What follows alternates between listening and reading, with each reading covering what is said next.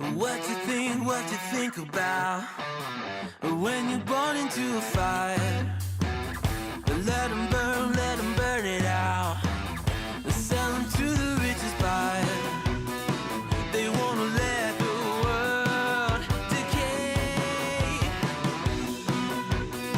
They tell us lies and fade away, fade away. We feel betrayed. We were raised to lose the race. Wake at the back of the pack, kill it anyway. Listen up now, because we're never dropping out. Beat the odds, beat the big house. Our brains are bigger than the doubt. We've been thinking for ourselves, never let the truth fade away. This is bigger than ourselves, we won't let the world burn away, burn away. We feel betrayed. We were raised to lose the race. Wake at the back of the pack, kill it anyway. To blame, haters face the world's mistakes. Wake at the back of the pack, kill it anyway.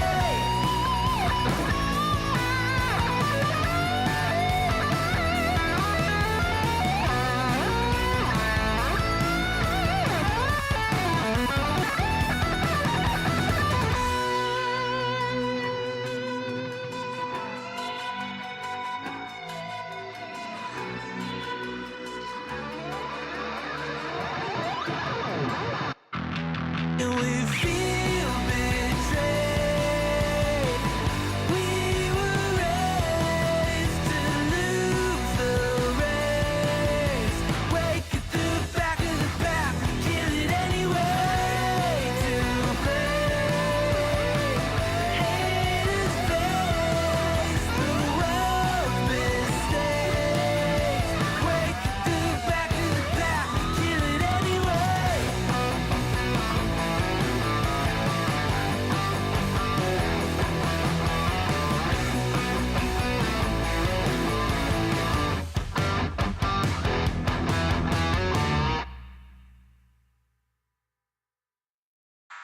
That was pretty good timing. Everything came together at the same time. That was badass.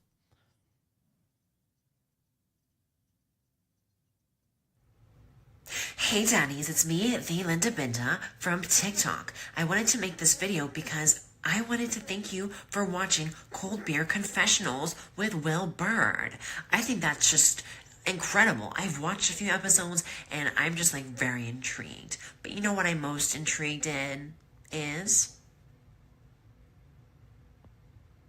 Big Daddy's meat stick. I heard that it's very thick, like a good old German sausage. You know, Linda and her coochie loves that. Oh, never mind. Let's not go there. Anyways, I hope you have a good show and enjoy it as you can. There's a lot of weird things that go on, especially when it comes from the realm of Linda Bindaland. So, enjoy the show. Thanks for watching. Peace out. Welcome everybody. I'm Will Bird, and this is the Cold Beer Confessional. Thank you for joining us. Thank you for being here. A little less chaos when trying to start the stream today. I still got an issue with my website, the coldbeer.fund, but buymeacoffee.com/coldbeer is working. Coldbeer.fund still has an SSL, an invalid SSL. You can get past this. I know people don't want to, but you can get, if you want to, you can get past this by saying advance and then show anyways, basically. It is whatever. I don't know why the SSL automatically updates. I paid for it. And usually in the past, when it automatically updates, my website's been down for like a day or two, it's not actually down. It's just doing this for like a day or two. But now we're looking at like well over a month. Obviously it's not going to fix itself. So I've been trying to work on it today. Spoiler alert, I didn't get it fixed. So there you go. Thank you guys for joining us. Thank you for being here. I appreciate it. Good to see you guys. Yeah, let's see what we got going on. If you want to support the show, do it at buymeacoffee.com/coldbeer. I greatly appreciate that. That's how we pay the bills around here. And then this was the video that Chad was talking about earlier. Here we go. DUI, officers couldn't keep a straight face during this arrest. Yeah, he was just on the curb. I'm like, there's two trees there. After a late-night crash into the roadside, this driver's next move left police scratching their heads. Just working, we have another caller on the line saying that's both. So, if you didn't see that, there's a fucking tree destroyed. This one's propped up with wood and shit. This one's fucking destroyed.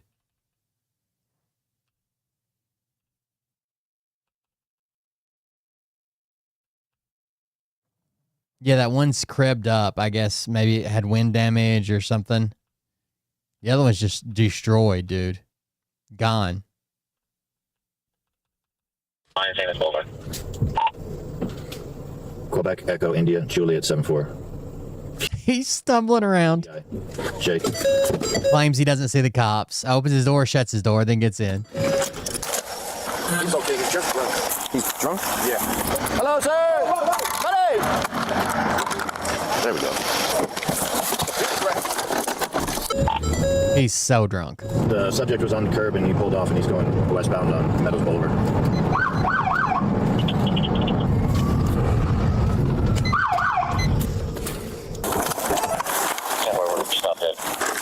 This guy.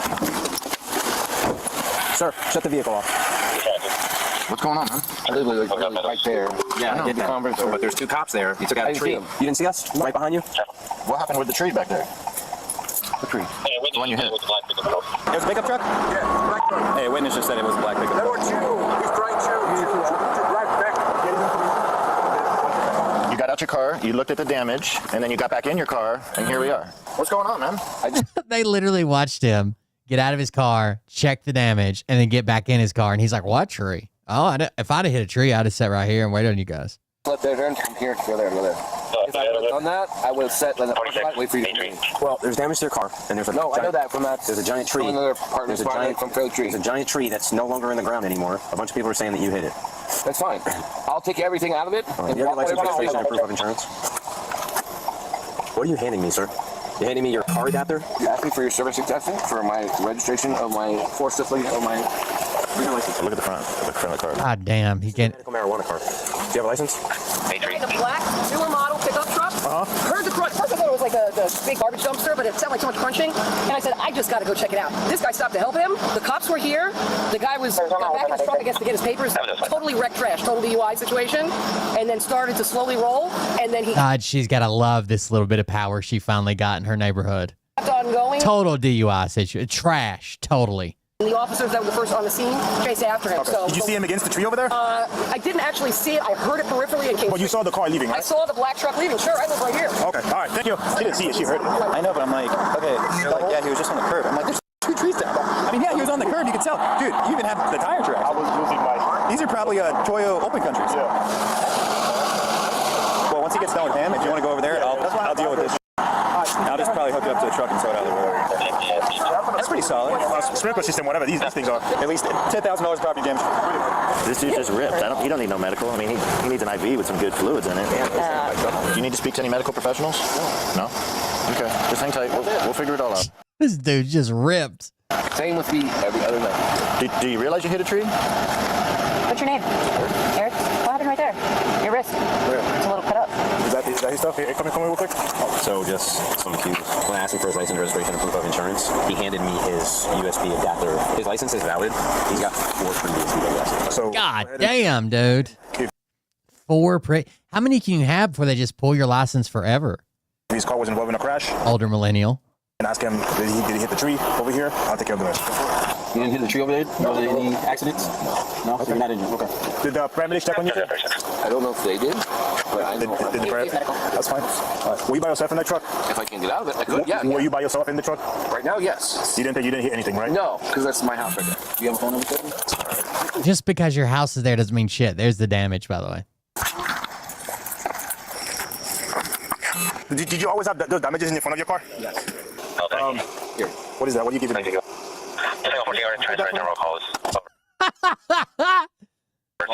Eric, you mind stepping out of the car for me? Do you have any weapons in you in the car? No. He hands him a fucking horsehair brush. He's like, what are you handing me? And he's like, you just use it. It is really good for beards, but. You can go ahead, step out. I think there's some damages in your car there. All right, come over here, Eric. Come over here. Come over here. I need to do a DUI investigation based on the fact that I have reason to believe that you are very, very impaired. While I'm here speaking to you, I can smell the alcohol from your breath. You're right by my house. So it's okay. It's cool. And you can even let's stay do the on your thing. feet. Let's get it over with. All right. You have the right to remain silent and answer any question. Anything you say can be used against you in court. Do you understand? What's your full name? Your full name. My Florida. Your full name. Full name. What is your full name? Is a Florida name with a space with guard okay name. Scott. Eric. Okay. I don't know what the change has changed since I've spent myself. The only thing I asked for is your full name. My work name is full of Eric. With tiles to throw like Gabriel. I don't know when my Gabriel guys have playlists. Well, I have absolutely no idea what you're talking about. Only thing when you say it's I gave your guys my playlist. for us, what's your address? Where are we coming from? the Hive, What's the Hive? the restaurant right there on 4th and Hanger Street. I don't know the exact name. Floral, the Hive on Floral between Hive and 4 Hive Street. Have you had anything to drink over there? Yes, I have. What'd you have? Couple drinks. Couple Yes, drinks? yes. What's a couple drinks? Maybe 2 drinks. What's 2 drinks? Bottles, gallons, cups? 2-gallon for 3 drinks, and then I came here. 2 gallons. For sinking sinks. 2 gallon for sinking sinks. And then I came here. Like, he's just making up words, dude. Yeah, 2 gallons? 2 gallons of what? No, 2 drinks. 2 drinks of what kind of drinks? Fewer drinks. Huh? Electric drinks. Electric drinks. I don't know how to explain it to you. Have you had any alcohol? Yes. What were they? Floral drinks. Floral drinks. What I'm saying What's to you the is name? like, when I explain to you is floral drinks is like floral drinks. Okay, what's the name? Electric and Tito's. Tito's, electric and Tito's. Anything else? That's it. Just 2 drinks. That's it. Is it cups? Yes. Or glasses? Yes. Gallons? Yes. Which is it? 2 drinks. Okay. What time did you leave the restaurant? 2 mixed drinks. I don't know. I don't have a watch on the top of my hand, man. Okay. Did you recall hitting any objects on your way home? No, because like I've always done this the same way. Like I've never hit anything on the way home. Okay, you didn't hit anything, right? No. Okay. Wait, Let me just be here. honest with you, okay? That's There's fine. damages in front of your car, consistent with damages with the tree that you hit right on the entrance. So do you feel like you're okay to go home right now? I can literally walk home right now. No, Just so you know. So that fishy drink that you hid was 2 things before you actually said that. no idea what you just said. Yeah. Look at your drink. Let me. Would you mind if I do some exercise over here to see if to make sure that you're okay to go home? It's called. Absolutely. Let me tell you something. Come over here. Come here. Come over here. Come here. Are you injured? No. Did the paramedics check on you? I don't even know if paramedics came. They did. You refused. But that's the thing. No. Do you wear glasses? Do you wear glasses? Stay right here. Are you wearing contacts right now? Okay. Do me a favor. Stay right here, okay? Don't move. Just stay here with him. This is what we're gonna do, okay? I'm going to check your eyes. Stand with your feet. Stand with your feet like this. Yep. 22 gallons. You see this? Yep. Yeah. Cups. Yep. Red. Perfect. Quarts. Yep. Red pen. Keep your eyes on it the entire time. If you're looking at it, I'll be able to tell. Do you understand? Yes or no? Yeah. Okay. You're not even looking. Don't move your head. Don't move your head. Top light is Look at the pen. hard. Look at the pen. You're not looking at it. Now you No, look. I can't because man, it's just. All right, stay over here for me. All right, Eric, let's move over here real quick, okay? Yep. You see that yellow line in front of you? Yes, sir. What color is it? To me, it's yellow. Perfect. It is yellow. Walk on that line. Take your left foot, place it on the line. Now take your right foot, place it directly in front of your left foot, touch your heel to toe. Like this. Then go back. I'm gonna repeat it again. Take your left foot, place it on the line. The left foot. Take your right foot, place it directly in front of your left foot, touching heel to toe. And then say walk. You're all the way over here. Come back this way. Come back this way. Oh, dude. He smoked. You guys are trying to make me do things at a certain time. It's a very simple, clear instruction. The only thing I ask you to do, see the yellow line, take your left foot. Now listen, Eric. My left foot. Do you want to continue the exercise, yes or no? Yes, I understand. Like what you're saying. Now listen to my instructions. Let's try this one last time. Yep. Let's try it one last time. Take your left foot, put it on the line. I said left. Okay. You want to try and do something like this. You know what I'm saying? Cool with that? Well, leave again. Doing a shimmy. Stop. Back foot work. Spin. Look at you. 1, 2, 3. Spot check conversations. Turn around. 1, 2, 3, 4. Spot check for conversations. Sit. All right. This task might be finished. Yep. Stay like this. Recite the alphabet from A to Z without singing. A, Z, B, E, L, O, F, P, E, R, O, code. I don't know. I've never said it before. I'm just going to tell you. Do you speak English? No, I speak English, but like. Okay. Do you know how to... I've never said the alphabet before. T-E-R. Okay. Do you know how to count? Chrome. Pound. Okay. T-E-R chrome. I have no idea what you're saying right now. No, T-E-R chrome.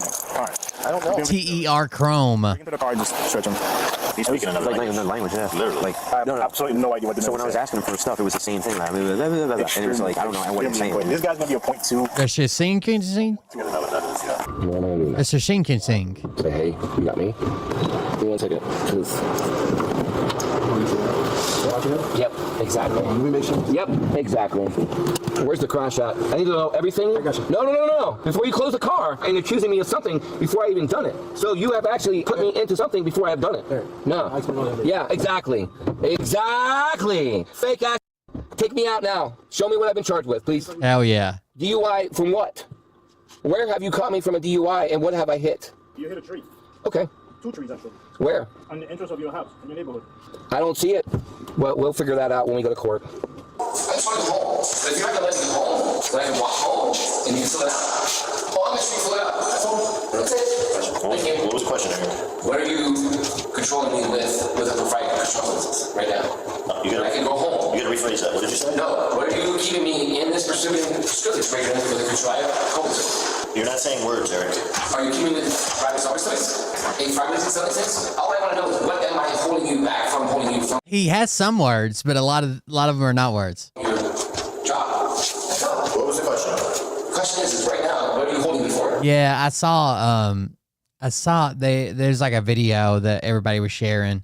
I don't know the guy, I'm not related to him or anything, but it was like all of his, it was like compilation. You were arrested for driving under the influence. That's it. Were you not aware of that? No, I was not aware of that at all. Do you remember doing the... No. Nobody ever sat back and said, if you recorded it, great. Nobody ever sat back and said, that's not funny. It was all recorded. Great. Do you remember the yellow line on the road that you walked? Yes, I do. Okay. Do you remember? Boynton, is that how you say it? I pronounce everything in Florida wrong, and people are like, actually, it's Boyantown. And I'm like, what the fuck? You're saying the alphabet? Yes, I do. Best way I can explain it is being forced out of a situation. So when I was forced to say yes or no. And you guys from Florida secretly laugh between yourselves. You're like, haha, he doesn't even know the coastal cities. I'm like, okay. Outside or not? Do you remember? Take the force. What you say right now, walk it outside, put me in a specific situation, and yes, I will say yes or no. Do you remember hitting the tree? No. Take me outside. What's outside? Yes or no. That you have Take me outside. What's outside? Yes or no? a record of what you've been doing for tonight. Yes or no. Are you a federal or being officer that has a office right behind the door? Yes or no?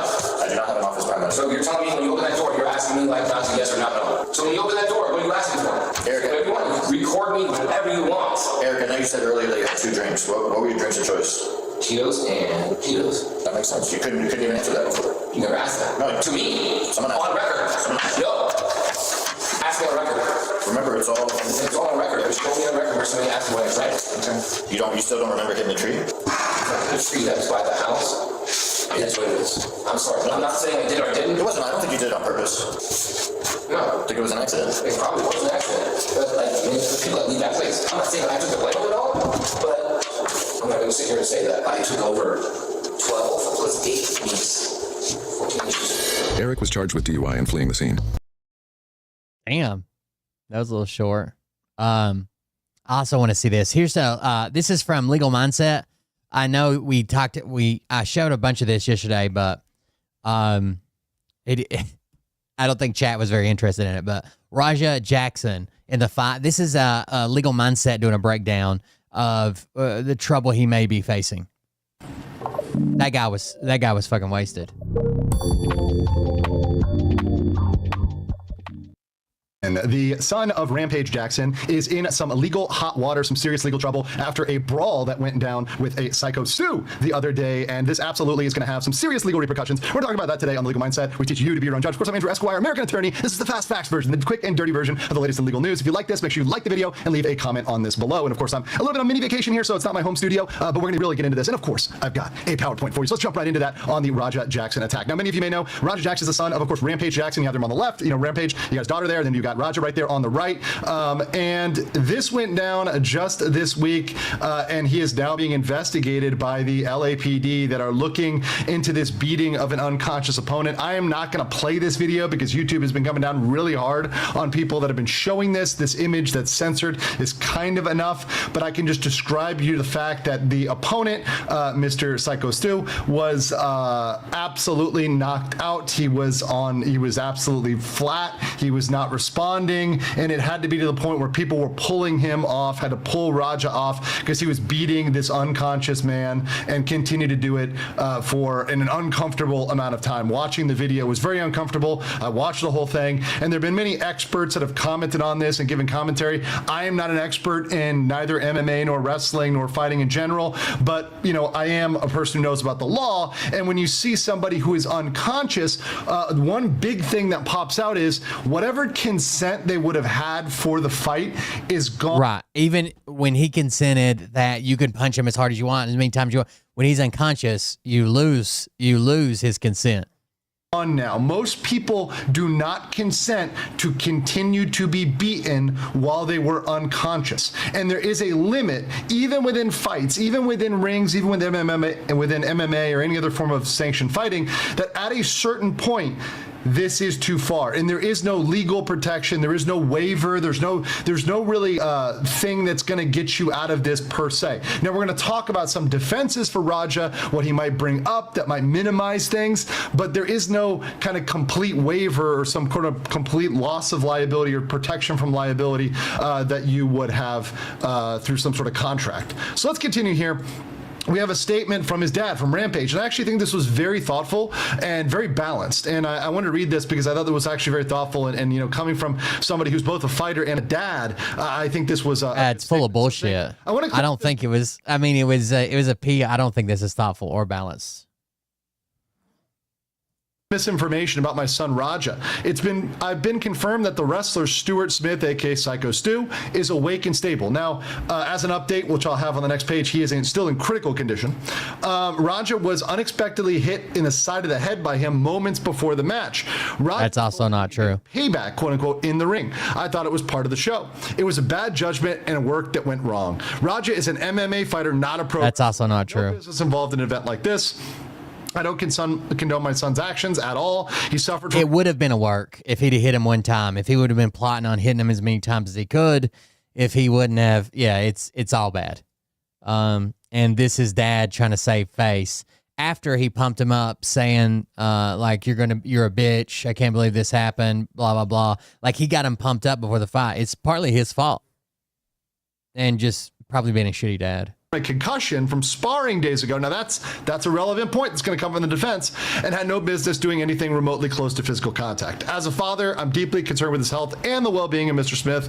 That being said, I'm very upset that any of this happened, but my main concern now is Mr. Smith will make a speedy recovery, and I apologize on his behalf and a kick for the situation. So now, of course, some people will debate these facts, and I'm not here to debate the facts or whether or not— The two things that Rampage was upset about was he was like, oh well,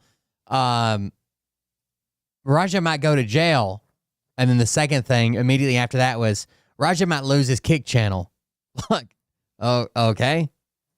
What happened before the ring and the encounter before the ring. What I'm looking at is what video we saw during the encounter, and also the current condition, which if you look at this, Psycho Stu is currently stable but in critical care after the disturbing attack he suffered on Raja Jackson on August 23rd, according to his brother.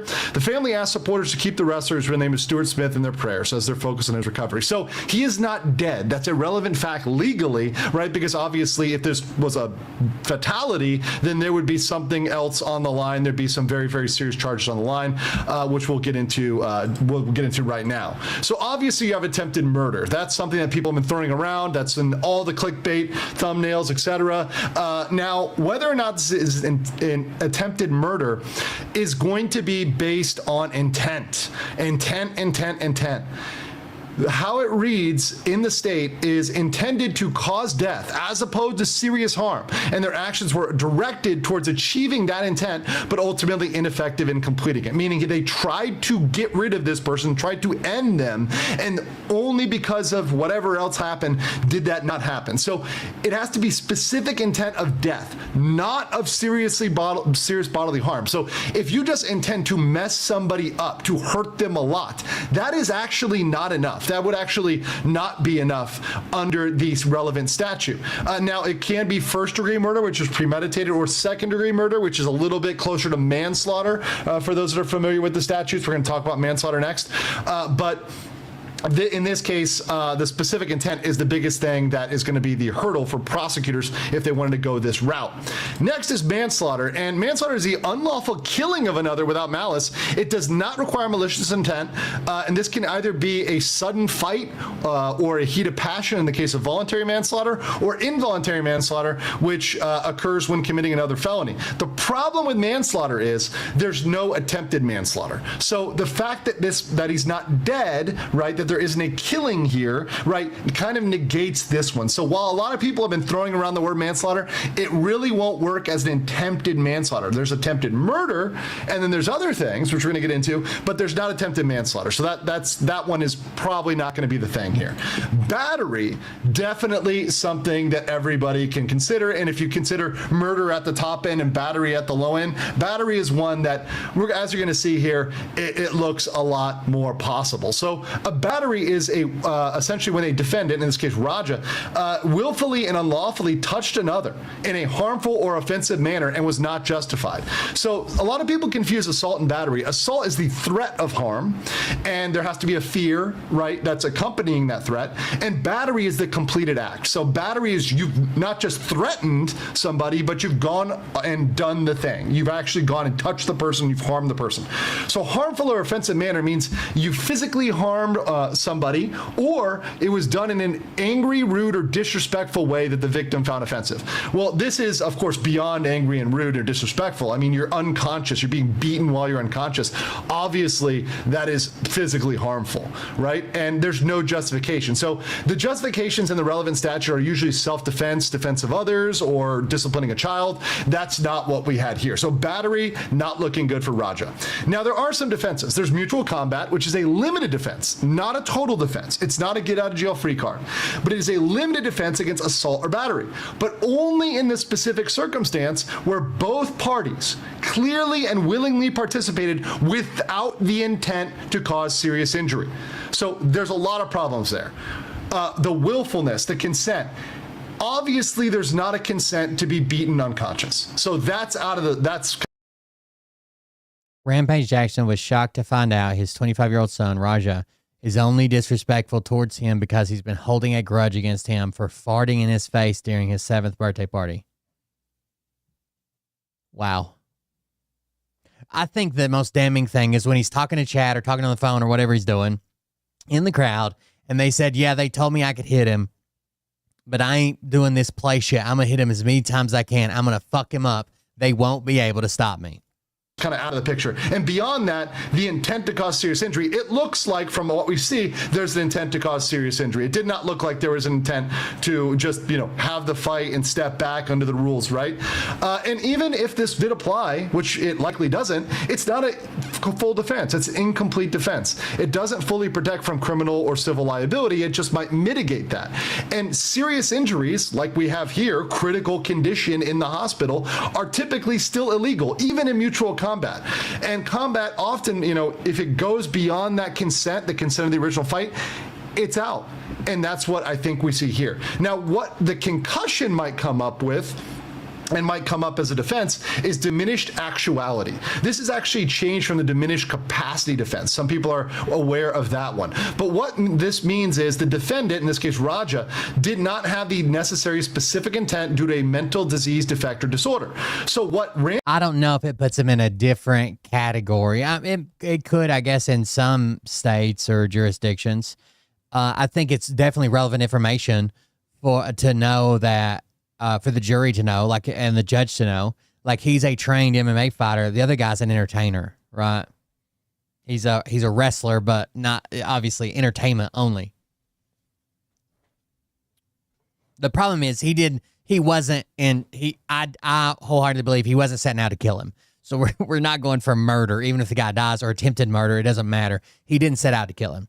He set out to go above and beyond what he knew was allowed. And then when the guy's unconscious, and the guy consented to let him get his shot back. But once the guy goes unconscious, the consent's gone, and you just kept beating him.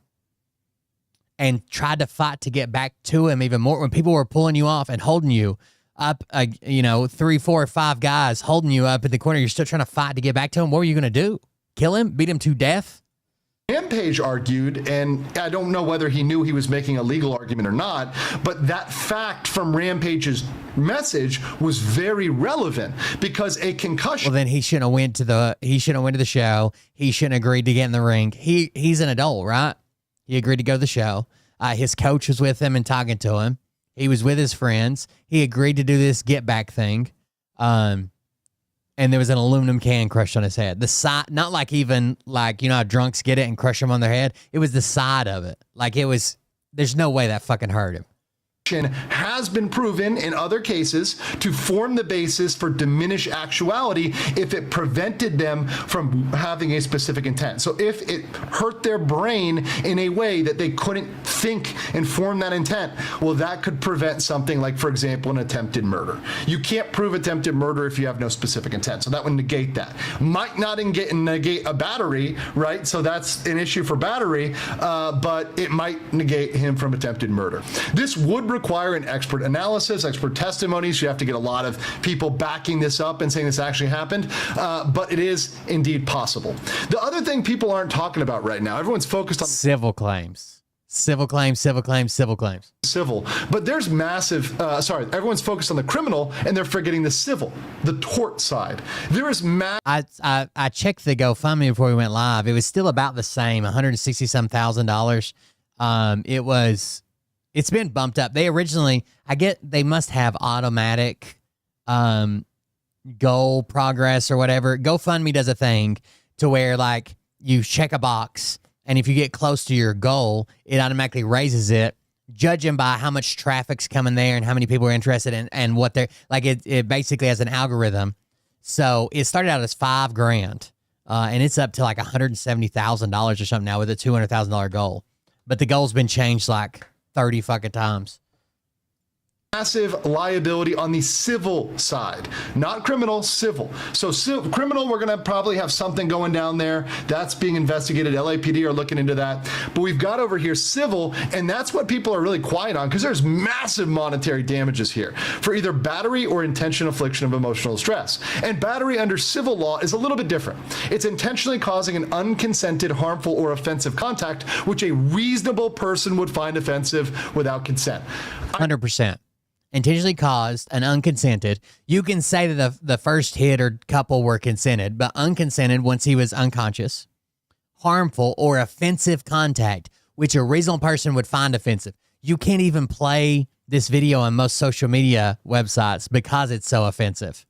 I think that's a slam dunk. That's an absolute slam dunk from a civil liability standpoint. A reasonable person looking at that can just know that that went beyond what was consented to, that was not reasonable, that was not, something that you can look at and as a human feel like, yeah, this is normal, right? So battery, slam dunk.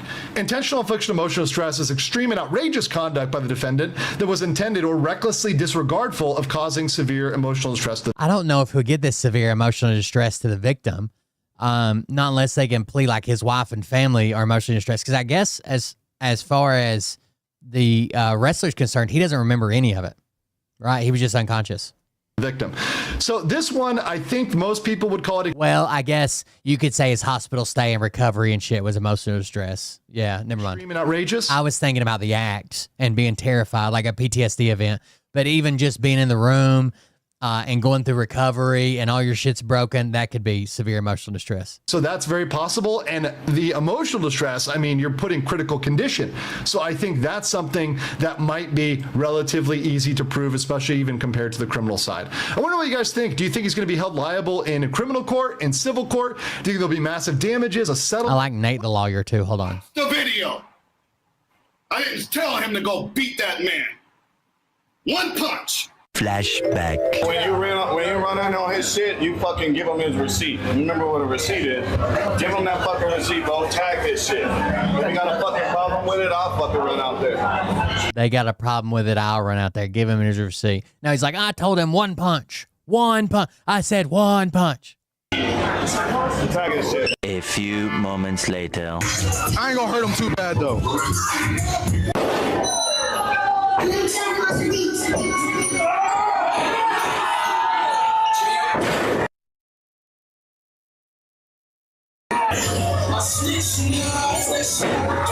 All right, so we got legendary UFC fighter Rampage Jackson's son involved in this incident with a professional wrestler where it seems like he tried to kill the guy. But what's the law? What are the facts? Let me break it down. It's pretty bad.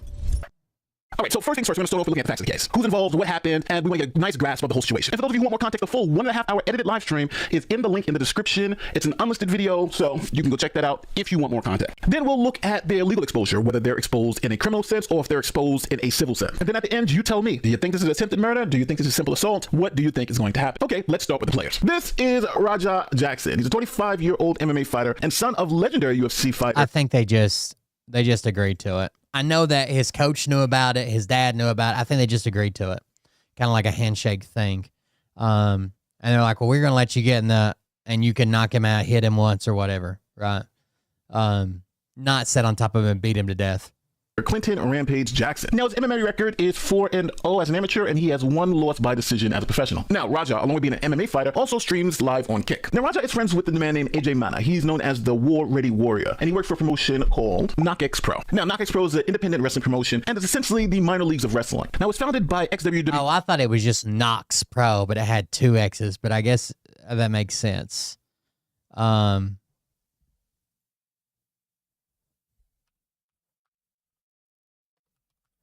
I know the guy that runs the social. Oh, I think I said that last night, didn't I? The guy that runs the social media shit for that outfit, the Knox X.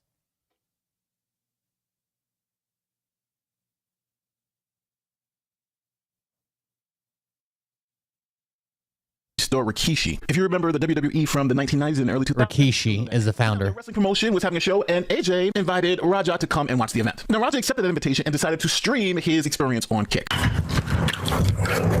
don't want to cover this all night. We'll watch this video when we move the fuck on, because I covered it a bunch last night, and it didn't seem to do too well. What's up, chat? It's good. No, I didn't go with my pops. How does my head feel? I'm still fucked up. I'm not even gonna lie. That's part of the reason why I didn't stream earlier. I was supposed to stream. Going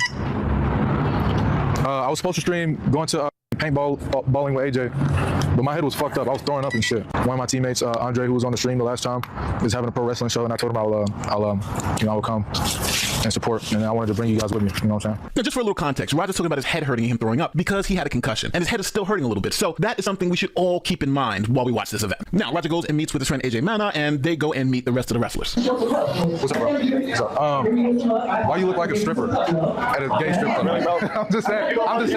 I'm just saying, bro. Like, why you wearing that, bro? You can't wear no long pants or something. You can't wear no fucking long pants or nothing. Excuse me, bro. Excuse me. Like a black man's idea of foreplay. What's up, big host? Nice to meet you, brother. You too, man. Come on. Yes, sir. Oh, no. I do it for fun. As president, I hate you. I hate this dude. Nice to meet you, bro. No, you're one of my favorite wrestlers here. You're cool. Yeah. He's cool. I remember Alfred's whooping my ass when I first started up. Yeah, I remember that. You're my favorite wrestler because of that. Yeah. Where's the real McKill at? Where's he at? You don't need to worry about him. Hold on just a second. I want to take a moment to address, this is from the AJ guy, the gay cowboy guy. I want to take a moment to address the recent incident in Knox Pro. It's not KNOKX, it's Knox. KNOKX Pro. Knox Pro First and foremost, my thoughts are out with Psycho Stu and his family. No one ever wants to see a fellow performer get seriously hurt. There's been a lot of speculation online about my role that night. The truth is, I was in character and speaking in the language of wrestling. Everything I said was part of the show, and I never intended or encouraged real harm. This was a situation that unfortunately got out of hand due to miscommunication behind the scenes. Wrestling is built on trust, respect, and protecting each other in the ring. That's what I stand for, and anyone who has worked with me knows that. I respect this business, I respect the fans, and I respect the performers who step between those ropes. I hope we can focus on Stu's recovery and making sure something felt like this never happens again. Make sure something felt like this never happens again. So I guess wrestlers saying get your receipt is something that I always say in character then. His excuse doesn't make any sense, and honestly, this feels like a way for him to soften the heat that he's getting. He's literally on video encouraging Jackson to get his receipt, and he even offered to come down and help if Stu had a problem with it. Does it mean AJ knew that Jackson would take it that far? No, in fact, I don't believe AJ knew of Jackson's true intentions, but encouraging a fighter who has no insider knowledge about the business, Jackson was only there for AJ, as he made it clear that he didn't care about wrestling. To do it for real does not help him in this situation. There's no telling what will happen next. However, one thing's for sure, WWE is done with Rishiki's promotion. PW Insider confirmed that WWE has officially severed ties with the wrestling school run by Reno Anoa and Rikishi. So WWE had ties with this gym, training, amateur wrestling or whatever, and they've severed all their ties with it. Oh, Psycho Stu. Psycho Stu? What, you don't know me? Hell no. Yeah. Hey, I think that's what. Oh, you easy. He's a worker, bro. Yeah, what the fuck was that? What the fuck was that? You don't sell it? Bro. You can hear him right there in the mic, and he's whispering. The mic's right here. That's why it sounds so loud. He says, "You're gonna sell it?"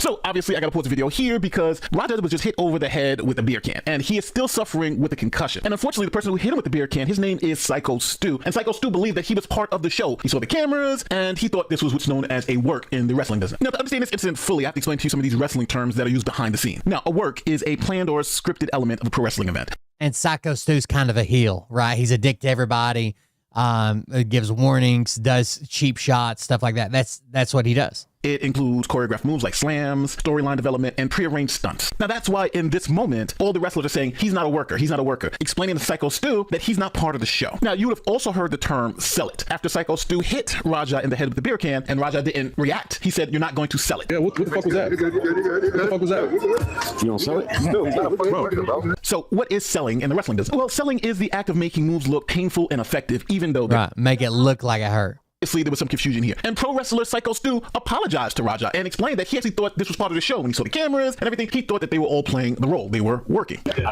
appreciate it. I didn't know. I get it. We're working out. Well, you're going to come out on your mat, too. I know you keep thinking we're working. We're always working. I get it now. Now you know what I'm saying? We're always working. So we'll set it up. I'll have him come out during your mat so we can fucking seal the whole thing and we'll make something out of it. You know what I'm saying? All right. Well, now you just involved fucking Rip Page himself because that's his boy. No, he can handle it. Yeah, I can handle myself. Yeah, I can handle myself. Gonna come whoop your ass. You don't need his dad. He handles his own shit. Yeah, I got my own shit. So as you see, they have the wrestler. That you can tell that bothers him so much. I think he's got so much anger about his dad and living in his shadow, and his dad accused him of being a bitch and being gay and getting jumped by, male strippers or whatever he accused him of. It's so weird.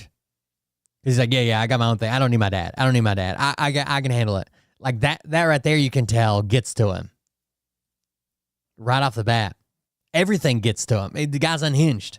Promotion said, hey, let's use this. We're going to make some more money. Let's put you in the ring. You'll come into a match, have a little fun, and we'll see if we can sell more tickets, right? Rampage Jackson's son isn't at a wrestling event participating. Now, after all that was settled, Raja's friend AJ... I can't believe more people didn't... I don't expect the fans. I don't expect a random person. I can't believe more wrestlers didn't storm the fucking ring after 2 or 3 punches to the back, and AJ tells Raja that he should give Psycho Stu a receipt. He thought he was opposed. Another thing is, even when we are working like that, you don't fucking, you know, so you don't. He's a fucking idiot. So when you run on his shit, you fucking give him his receipt. Remember what a receipt is? Give him that fucking receipt. Don't tag his shit. If you got a fucking problem with it, I'll fucking run out there. Tag his shit.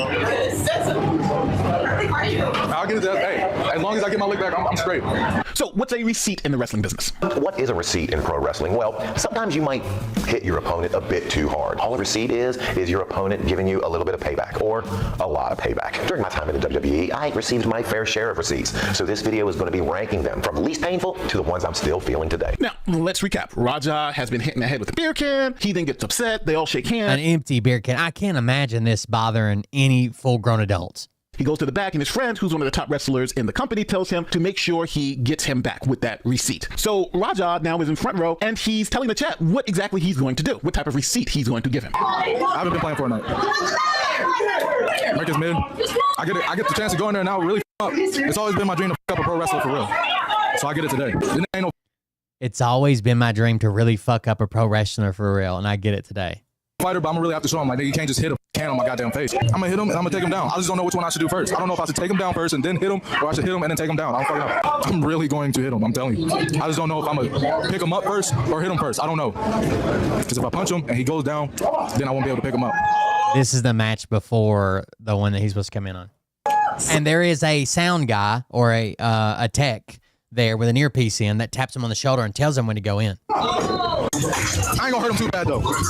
He was drunk. He was pretty drunk, I think. But I will tell you guys this. They told me to hit him and just leave. Somebody will pull me off of him and leave. I'm telling you. I'm gonna hit him as many times as I can. Watch.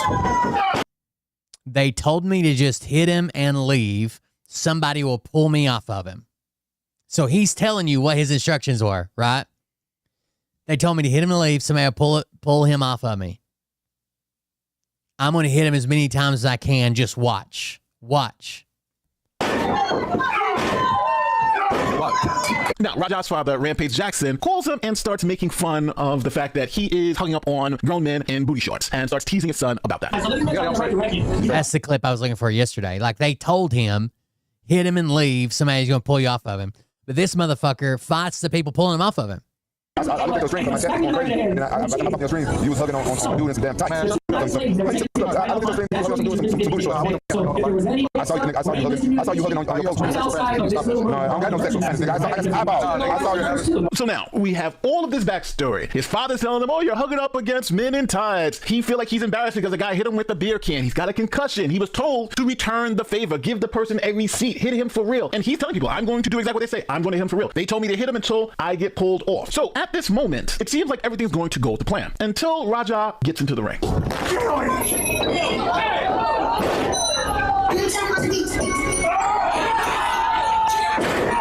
Now, I gotta pause it here because I cannot show you the punches because YouTube is going to demonetize the video. So we'll just look at it in still shots.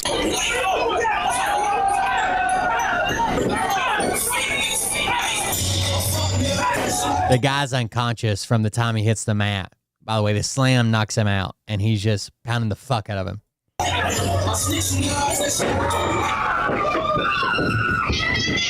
gotta stop this shit, man.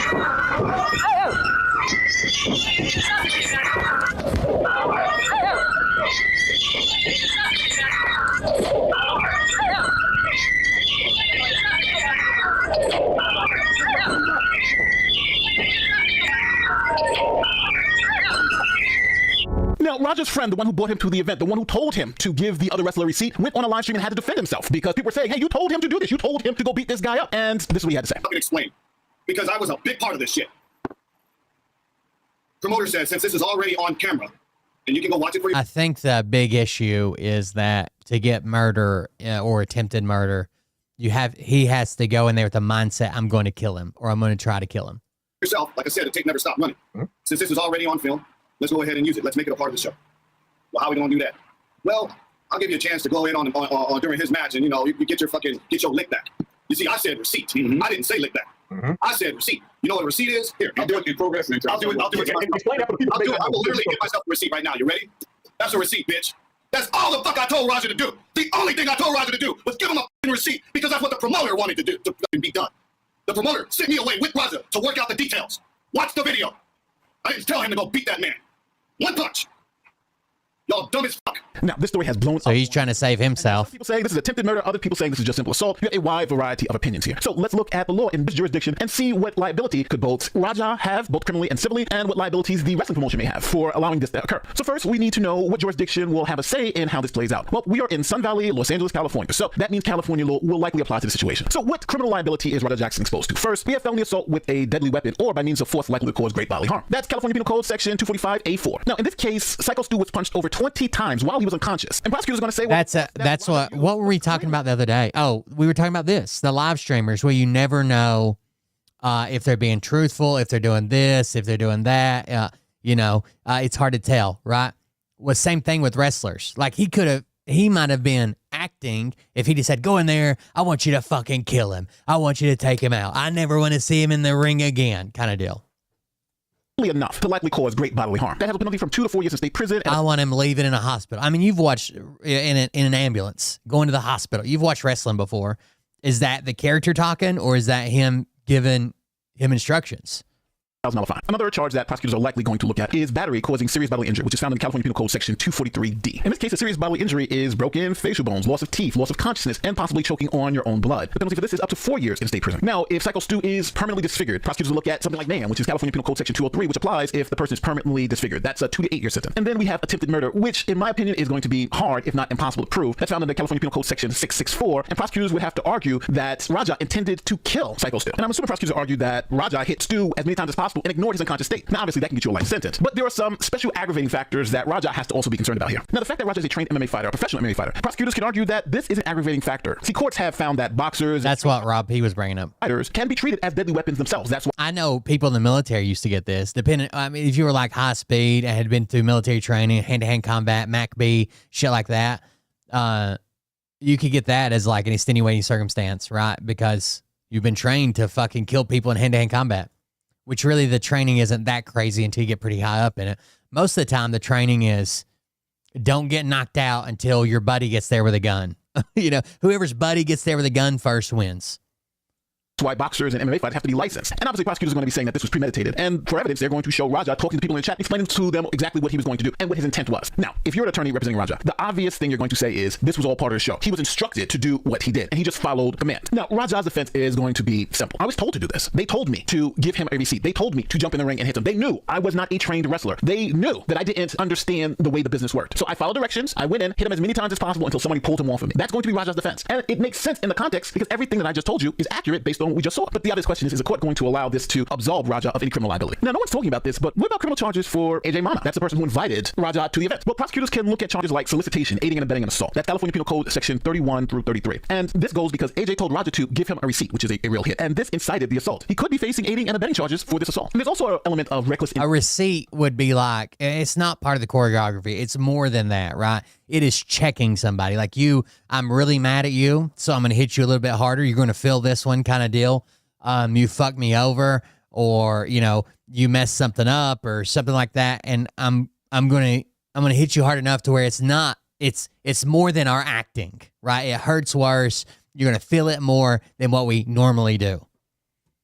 Endangerment here. Think about it. AJ allowed his friend, who is untrained, an MMA fighter, to go into a wrestling match with no preparation, and the only directions were to slam the guy and punch him for real because he hit you with a soda can or a beer can earlier. And we haven't even touched on the civil liability because I think the wrestling promotion could be civilly liable because the owner of the wrestling promotion told Raja to go into the ring. They knew he wasn't trained. They gave him limited instructions and allowed him to do this to one of their wrestlers. Now, what are some realistic outcomes that we can expect? Well, I think Raja should face felony assault with great bodily harm charges. Now, if Psycho Stu's conditions worsen, then you can see something like a attempted murder charge. And if Psycho Stu actually dies, we're looking at maybe a manslaughter charge. And on the civil side, I think Stu has... I think he's going to be all right. He's still in critical condition. The rights. He could sue Raja personally. He could sue the promotion, Knock X Pro Wrestling, right? They obviously have liability insurance, and he's probably got the deeper pockets with the company. You better sue the fuck out of Rampage Jackson, Raja, all of them. AJ Mana could be named, and his personal finances could be at stake because he was the one that was giving direction to AJ to do what he did. So when Stu recovers, he should get a good lawyer because he could be compensated for his injuries based on the situation. So at the end of the all right, I'm going to show you something else that's going on in Kick.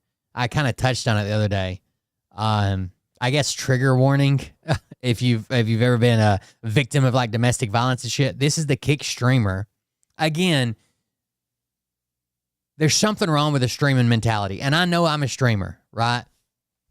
And I hope someone would point this out to me if I ever fall in this fucking ditch. when something takes off on streaming, I've been told on TikTok a ton of times by bigger TikTokers than me, pretty good sized TikTokers. When one video hits, like I had a video I did about Bam from Jackass, and it went kind of viral, or at least for me, it went viral. When something sticks, when something does well, you keep doing it. So that's how you go from like an everything channel to this person just makes art out of macaroni, or this person just plays with the dog. And that's the only thing that channel is, because whatever's doing the best, you just keep making more versions of that. And hopefully that brings in the money, blah, blah, blah. But I like to do like a variety show. I like to do other things. I like to talk about other things. So I'm probably never going to be huge on one of these things, on one of these platforms. But the mentality is, I brought this up several times with those predator catcher streams, okay? Not that I think catching predators is bad, wood chipper, what the fuck ever. But to catch them, humiliate them, beat the shit out of them, make them eat shit, like crazy stuff is going on Kick right now. Making them eat shit from the toilet, like a turd from the toilet, like crazy stuff. They are torturing people. And that mentality, it's got to be bigger. It's got to be more. It's got to be better. It's got to cause more pain, more embarrassment. It'll make more money. And that mentality keeps going and keeps going and keeps going. So then we have streams that are like torture or challenge streams, right? Locked in your room for 24 hours, can't sleep for 7 days, blah, blah, blah, blah, blah, whatever.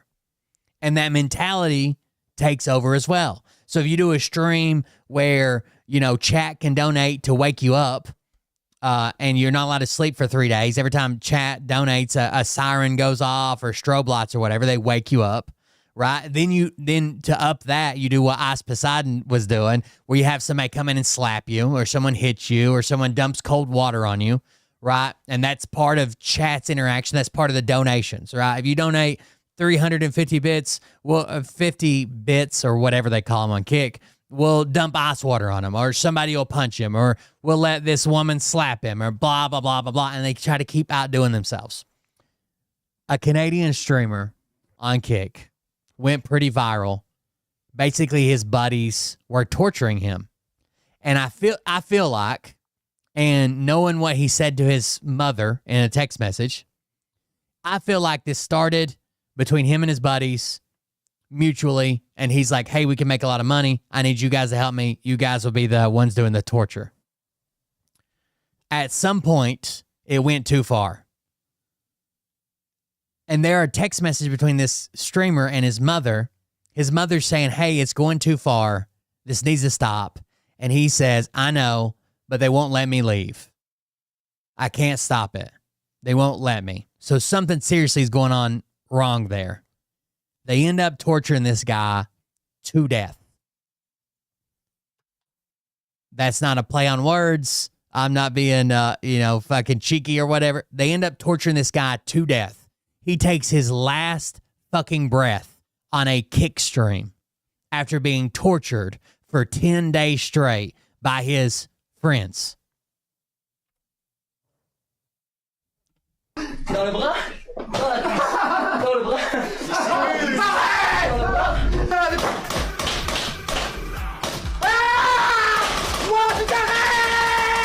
A French Kick streamer named Jean was recently hospitalized in critical condition after enduring a bunch of torture/humiliation on stream for a 10-day straight stream, where his so-called friends would sit here and not only mess with him 24/7, making verbal jokes that were basically borderline harassment, along with physical violence onto him that would cause harm, like punching him to pain. That was them shooting him with a paintball gun. To many other things, leading him to be in the hospital after enduring it for so long. But I want to deep dive into the situation because it's a lot darker than it seems, as Kick, the platform where this happened, even was promoting some of this stuff, posting the clips as if this is something. The number 3 donator on this stream, the biggest donator, is the CEO of Kick. So Kick can't deny that they knew it was happening. Kick can't deny that they knew it went this far. Kick can't claim, oh, well, that's the type of shit that we don't allow on our platform. They must have slipped through our moderation staff. Like the number 3 donator on this stream was I can't remember what number. It was somewhere in the top 10, was the fucking CEO of Kick. something to showcase for their platform. But I'm getting a little ahead of myself, so why don't we start from the very beginning with who all these people are and how do we get here in the first place.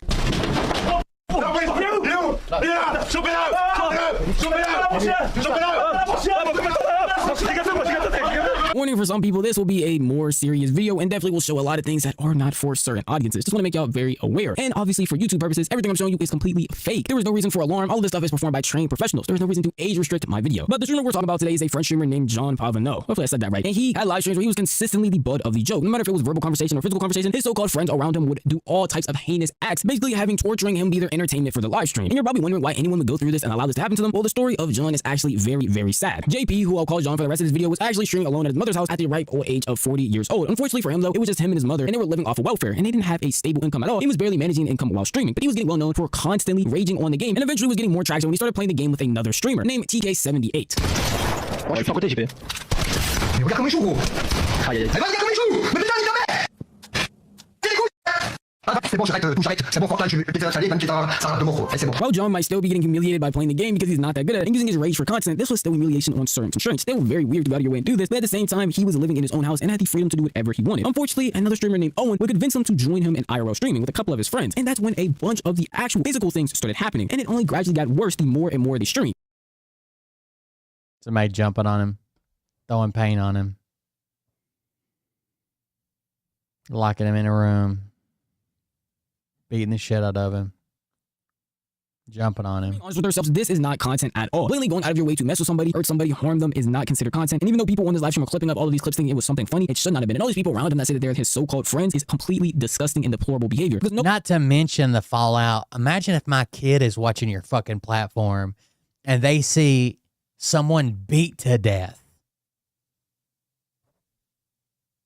Friend would do anything like this to somebody they genuinely care about. You can see that they just saw him as a way to gain money, and since these clips of him doing these crazy things and people exploiting him in this way were going viral, we're making a bunch of money from it. A lot of people may be sitting here seeing all this stuff wondering why he didn't just get up and leave. It was actually several factors, and obviously money was one of them. As I already stated, he didn't come from a place where he could just go back and have a type of income that was livable. This gave him a chance to actually live with a high status and make some money. Along with the fact that before all of this, he had a life of constant loneliness. Obviously, these people around him were constantly telling him they were his friends, in this way manipulating him to believe that they were the only people that truly cared about him, and that if he left them, he would truly be alone forever. No matter what they said though, at a certain point, someone's going to break. And you can see certain moments where JP started to lose his mind because of the pressure he was under and the constant humiliation along with the manipulation that they had put onto him.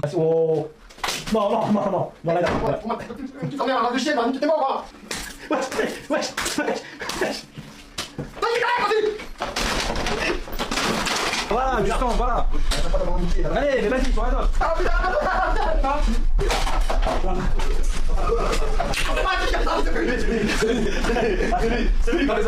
His mental health, already bad, would gradually get worse, along with his physical health, making it easier for him to be manipulated by these so-called friends. I don't see how anybody who actually cares about this man can see these things happening and call themselves a friend to not help, along with the fact that they're live streaming and people are clipping this up thinking that this is funny for entertainment. I genuinely don't know how you can look at any of these clips, see any of the things that they have done to him, and laugh in any way. This is just very concerning stuff that somebody should have been handled. And the people that are sitting here doing this, thinking that this is what entertainment looks like, or thinking that this is what funny jokes are, genuinely need some sort of punishment. But above all else, it's the platform that allowed this, that being Kick. It makes it a lot worse once you see that they were actually promoting these things, thinking that this would be a good way to drive them to the French side of Kick. And Kick was actively promoting this behavior. They were He was constantly promoted on the front page and on Kick's Twitter account. constantly posting these guys. In fact, they use this guy's harassment to plug their fucking merch line. Anyone who continues to use that platform is actively allowing for stuff like this to keep happening. Because Kick's never going to change their terms of service. It's the only reason why they're allowed to stay afloat as a company. Kick as a platform definitely does need to be held responsible. Because I don't know any other platform I can go to and expect things like this. It's normally a Kick streamer. Especially when you see the recent antics that a lot of people have been going on. People have been associating it with Kick streamers because that's just what it normally is. People like Johnny Somali, people like Jack Doherty, all of them being Kick streamers and doing the most heinous actions. And now we have people like this who feel it's acceptable to go on the platform Kick and do heinous acts like this and not receive a ban, not receive anything happen. You can blatantly have somebody be tortured on stream and they are going to use it as promotion to sell merch and to post funny clips. That is not acceptable in any way, shape, or form. I don't think any creators on Kick would be acceptable with this type of behavior. That's just what happens when you promote a platform like this with no rules and you openly encourage people to come from other platforms like Twitch and break the rules that they were once have set. It makes no real sense why people wouldn't expect this type of behavior. And not surprisingly, in the midst of this happening on his platform,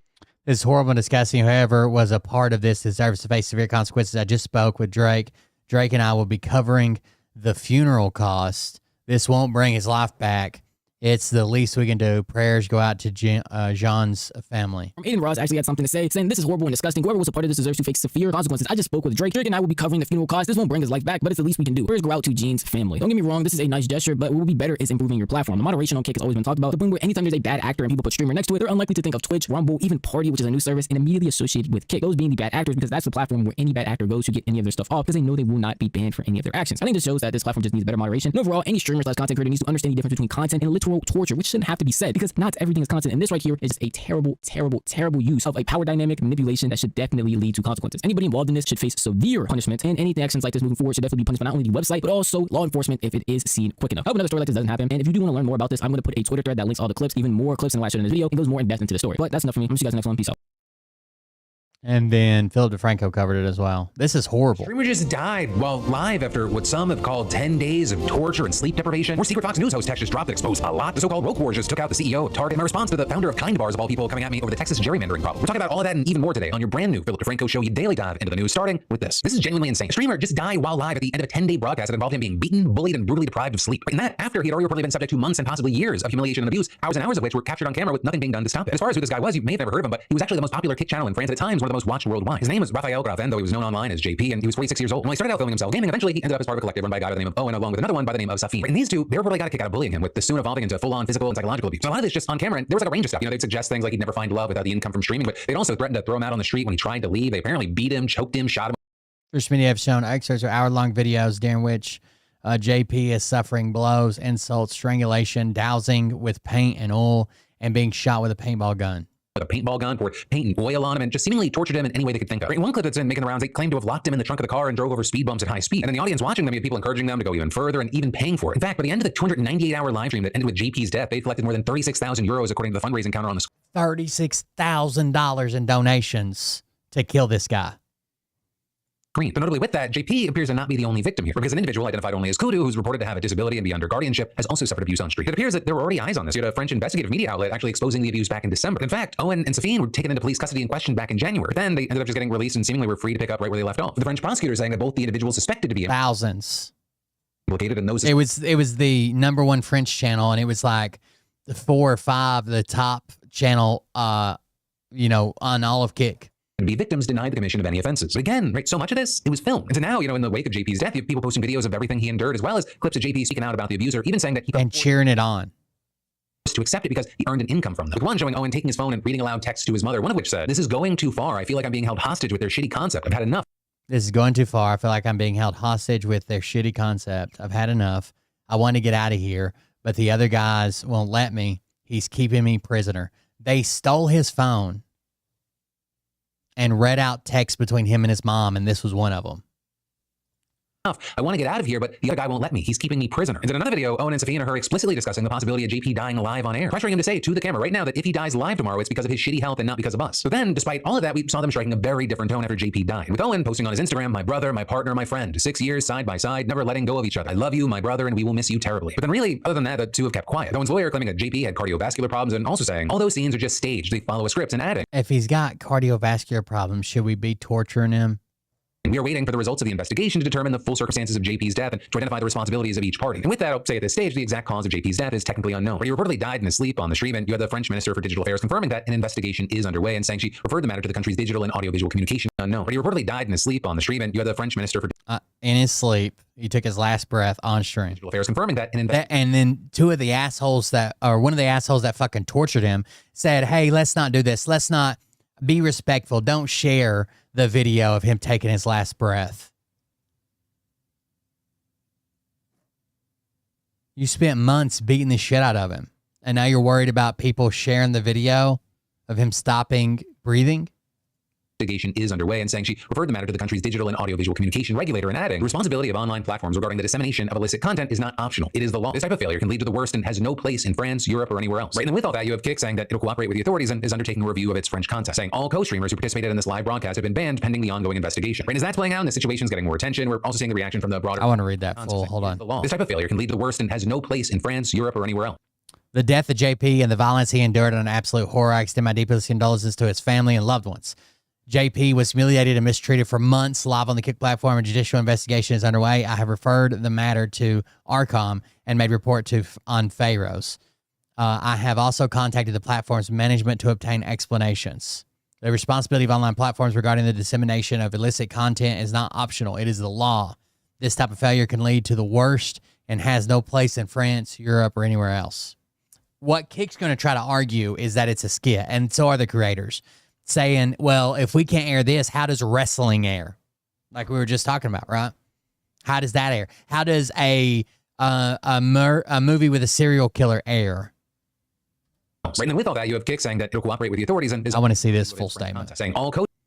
We're deeply saddened by the passing of JP and extend our heartfelt condolences to his family, friends, and community. All co-streamers who participate in this live broadcast have been banned pending the ongoing investigation. We are committed to fully cooperating with the authorities in this process. Additionally, we have terminated our collaboration with the former French social media agency and are undertaking a comprehensive review of our French content.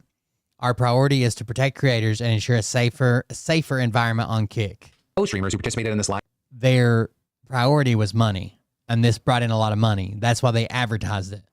Broadcast have been banned pending the ongoing investigation. Right, as that's playing out and the situation's getting more attention, we're also seeing the reaction from the broader Kick and streaming community. And there, you've got people like Aiden Ross, who's kind of one of the big faces of Kick, as a big deal with them, claiming he'll cover JP's funeral costs with help from Drake. Writing, this is horrible and disgusting. Whoever was a part of this deserves to face severe consequences. And adding, Drake and I will be covering the funeral costs. This won't bring his life back. It's the least we can do. But then beyond that, you have many, including massive streamers like Aiden Ross is pretty bad himself. I don't give him any credit for this.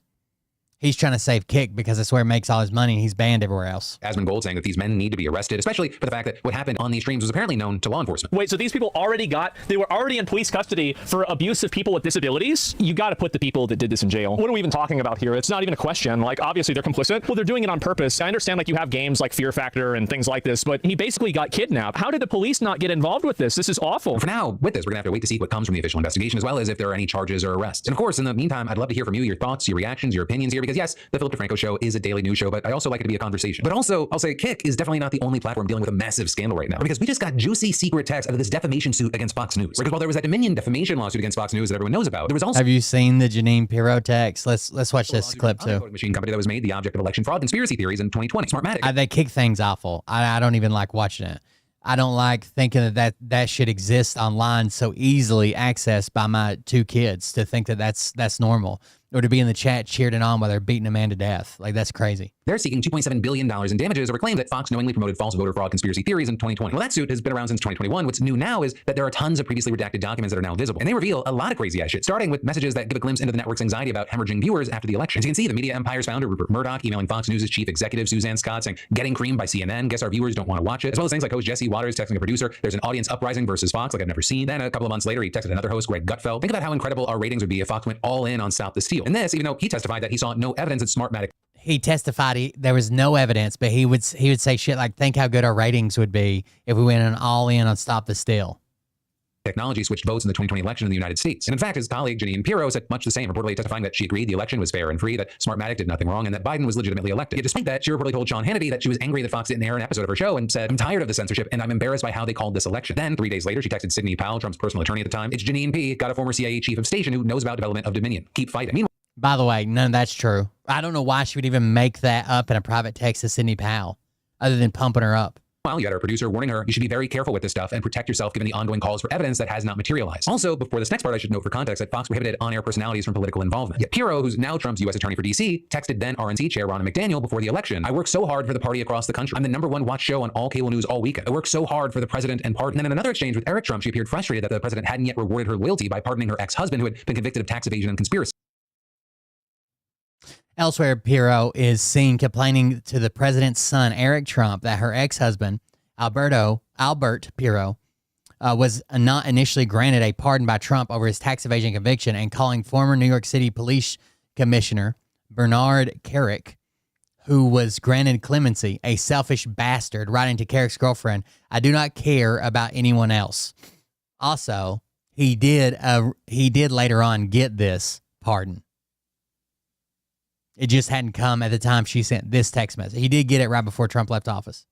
So Trump, he would eventually pardon him just before leaving office. Also, in another exchange with a friend in October of 2020, Pirro described how Sean Hannity had stormed into the Oval Office, quote, "like he owns the place, throws his papers on the press desk and says, 'You don't mind if I use your private bathroom,' and walks into the bathroom with an Oval and uses it." They're calling him an egomaniac. Continuing, looks at me and says, "I got to talk to him. It's all about him, period. No one else matters." But also, it wasn't just Hannity and Pirro. We had a third host on Fox Business, Maria Bartiromo, getting in on the Trump action. With Bartiromo messaging Powell, "Sydney, we must keep you out there," and then adding in reference to her colleague Lou Dobbs, "Dobbs is considered very opinionated. I am news." So they're then saying, "I am very worried. Please overturn this. Bring the evidence. I know you can." But they're also bring the evidence. I know you can. When they knew there was no evidence. Telling Rudy Giuliani, another of Trump's then personal lawyers, "I want you to overturn this." But all that said, at least one person seemed to not fully dive into the deep end, because you had anchor Brett Baer complaining to an executive about Bartiromo's lies and declaring, "None of that is true as far as we can tell. We need to fact check this crap." And all of this, it comes as 5 years of legal backlash for the right-wing media's election denialisms. You can tell there's a rift between some people who want to do news with a right-wing spin, right-wing news.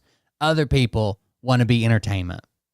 Bringing in. With Smartmatic squeezing a settlement out of another cable network, Newsmax, last September for $40 million. And Newsmax also settling with Dominion last week for $67 million. And of course, the big one was that in 2023, Fox settled with Dominion for nearly $800 million. So that case also revealing that many of the network's top stars privately mocked Trump's allies for pushing conspiracy theories while publicly spreading those same theories themselves. And I know it's very easy to just forget stuff, but I mean, some of those messages were crazy. Like Tucker Carlson texted Laura Ingraham, Sidney Powell is lying, by the way. I caught her. It's insane. To which Ingraham replied, Sidney is a complete nut. No one will work with her. Ditto with Rudy. And then Carlson adding, our viewers are good people and they believe it. And well, obviously, Fox took such a big hit with the Dominion suit, at least financially, they are trotting out the same defense in its case with Smartmatic. Essentially arguing that with the voter fraud claims being newsworthy, it just covered them. It didn't endorse them. And then also saying either way, its coverage didn't harm the company as much as the suit alleges, with Fox saying the evidence shows that Smartmatic's business and reputation were badly suffering long before any claims by President Trump's lawyers on Fox News, and that Smartmatic grossly inflated its damage claims to generate headlines and chill free speech. But the network also eager to highlight a separate ongoing federal corruption case against Smartmatic that was filed by Biden's DOJ last year. With also Trump halting most foreign bribery cases this year, though he left this one open. And because Fox successfully petitioned for access to documents in that case, we now have more details about what the allegations are there. The federal prosecutors claiming that Smartmatic overbilled Los Angeles County for voting equipment and then funneled the extra cash into what they called a slush fund for bribing government officials in the Philippines and Venezuela. So there you have the county's registrar of recorders office. Damn, dude. Telling the LA Times that they found no such evidence of overbilling. With that, you have many saying, corruption, waste, and fraud and abuse, they are not the same as conspiracy to rig the presidential election. These are two separate situations. And as for now, you have both Smartmatic and Fox asking the judge in their case for a summary judgment, which is when they get a ruling without a trial. But still, it's likely going to be months before we actually get a decision on that. And then there's more news here that we need to talk. All right. You guys remember when Fox News is the worst of the worst? They know what they're saying is bullshit. They say it anyways. For ratings, for whatever. Because they were told to, because that's how they get paid.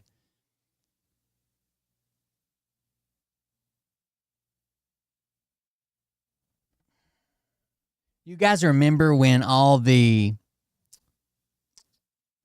law firms were bending the knee to Trump? They were bending the knee to Trump and saying, oh, we'll give you, free legal counsel and we'll do this and we'll pay your fine and whatever. And it was really weird because the law firms that were standing up against Trump were winning. It's not like they were all getting railroaded and they're like, look how bad this law firm's lost, so we better bend the knee. We better kiss the ring because look how bad no. The law firms who went out and said, no, this is bullshit. The president can't just go after law firms because they worked for somebody he doesn't like. We work for everybody, right? We work for everybody. Of course, we're going to work for somebody you don't like. And it was strange because people were questioning why are they bending the knee before there's even anything on the line? Like, what are they getting out of this, right? They're preemptively kissing the ring. It's like they're coming forward saying, I've been bad. I know you're going to punish me. So here's what I'm going to do. And it made MAGA go crazy, right? MAGA's like, oh, well, this one did. And that one, they knew they fucked up. They knew that representing Hillary Clinton or her campaign or whatever was bad. Well, there's a reason. Give me just a second. Everybody was wondering what's the reason that these companies are doing this. And now we know. Here it is.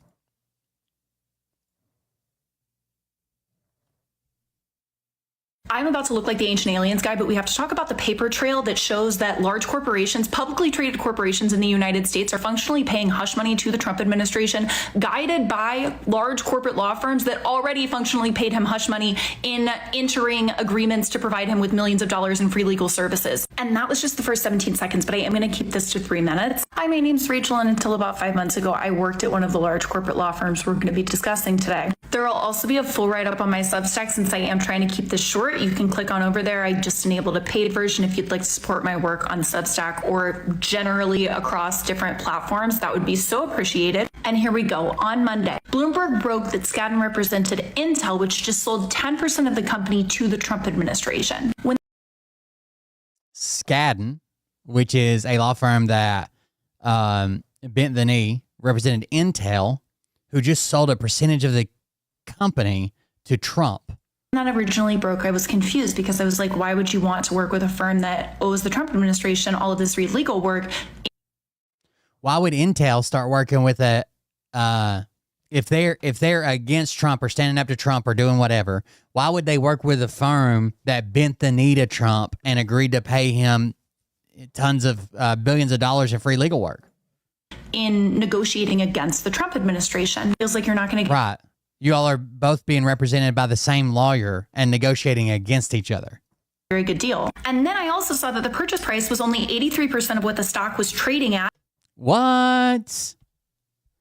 83% of what the stock was trading at that day. At close of business, and that at least a large portion of the purchase price is going to be paid out through funds that the Trump administration already owed Intel because they... What? So they're not even really paying them.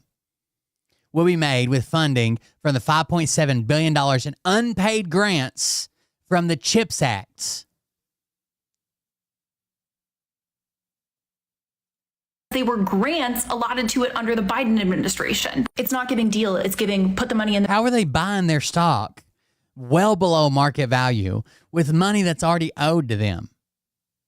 Imagine I owe you $5,000 and you've got a car for sale for $7,000.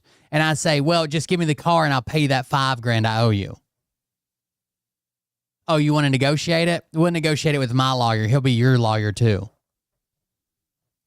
In the bag, or else we're going to weaponize the government against you. Which then made me think about the deal that the U.S. Why would they even risk their futures for Trump? Tons of money.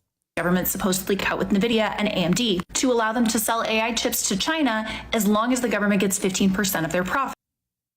They're going to let an NVIDIA and AMD sell chips to China as long as 15% of what they make in China goes directly to the U.S. government.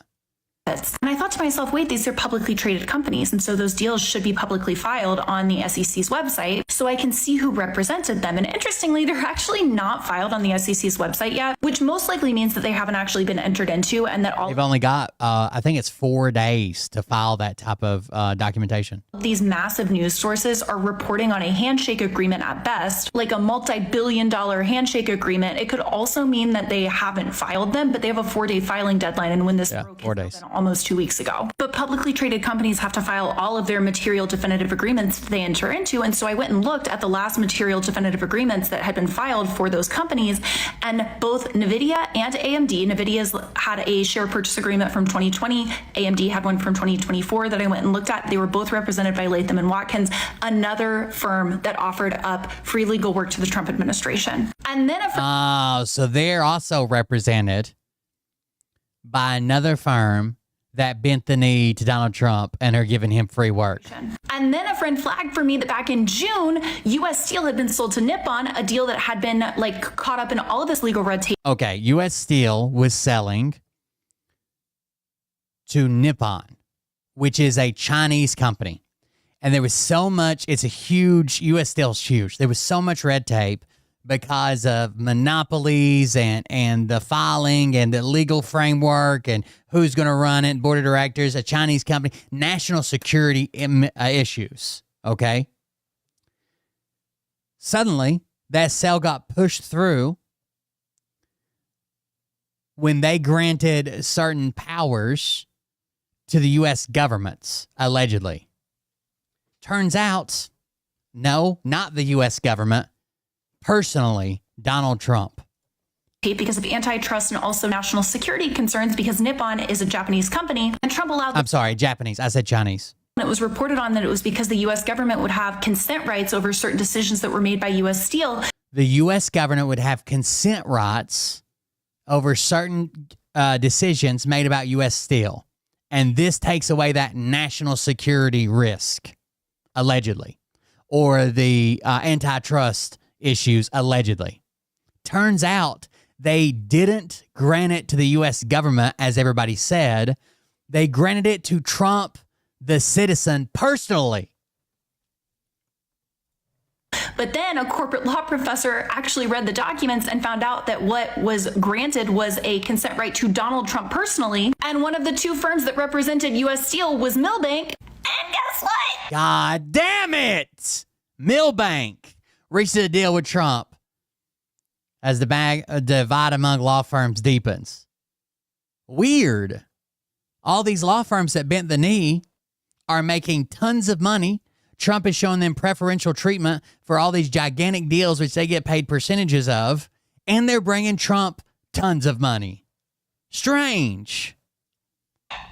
There's been a wave of articles where people say, what did the law firms even get out of the deals with Trump? These were bad deals. They didn't get what they needed out of the deals with Trump because people that were fighting his executive orders in court were consistently winning. And as many contemporaneous commenters said at the time, it was never actually about wrongdoing or winning in court or not winning in court. It was about portraying yourself as the oligarch-friendly law firm so that you could make as much money as possible. And this is just circumstantial evidence bolstering that, but I think it's pretty compelling. I'm sure I'll be digging into this more, so follow along. I guarantee they just find more and more and more and more and more and more and more. Like, this is insane. He's using the law firms that bent the knee to seek them on companies to get them to bend the knee. If you were really negotiating for your shareholders' interests, okay, you're a publicly traded company. You are required by law to make the best decisions, to make the most money for your investors, your shareholders. You're required by law to do that. Why would you go? Something's stopping you from making money. It's the current presidential administration. You need to go negotiate with them to make the most amount of money that you can for your shareholders. Except the people negotiating on your behalf work for the president.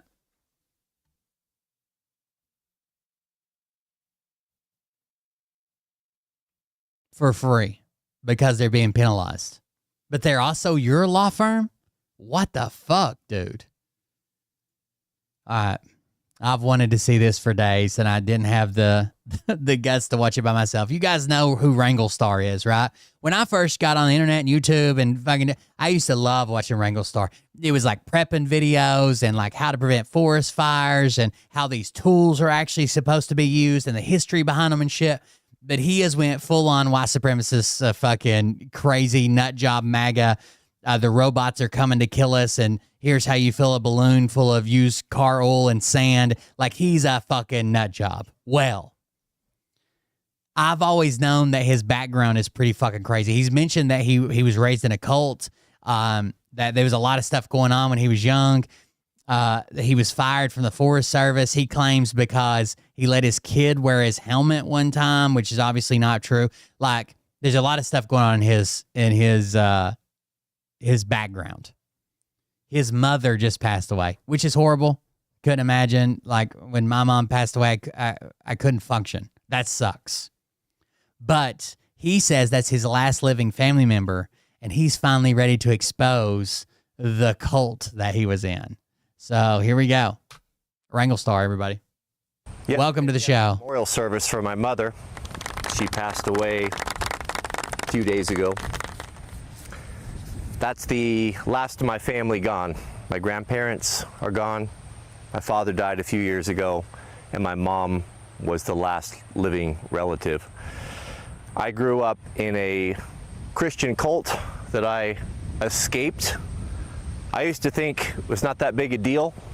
I left in my early 20s. I've come since to find out that it's probably had more impact on me than I'd like to admit. And actually, the better way to describe coming out of something like that would be I survived it, because a lot of people didn't. I was not particularly grieved when my mother passed. We had been estranged for a long time. I had decided to go, me and my family, no contact many years ago for reasons that I don't need to get into. At the very end, when we found out how sick she was, meaning my sister and I, both of us had been estranged from her by choice, we decided to make contact again, and we spent the last 4 weeks of her life reunited. I watched my mom die from a terrible death of throat neck cancer. I sat with her and washed her wounds. I couldn't be there all the time. I went when I could. My sister was there a lot and really stepped in and cared for her, and that reconciliation meant everything to my mother. It was a fulfillment of her prayers, and I'm glad that we could do that. It was important for me. It was important for my sister. It doesn't necessarily put away all of the past and all of the hurt. That's going to take some time, but I do feel at peace, and I certainly feel content with that. It's a very strange sensation waking up this morning being the last one of your family. When I left the Christian cult, I was excommunicated from all of the people that I'd ever known in my entire life. I had 8 or 9 boys that were my age that I grew up with from the time I was an infant up until the time of probably my 20 or so.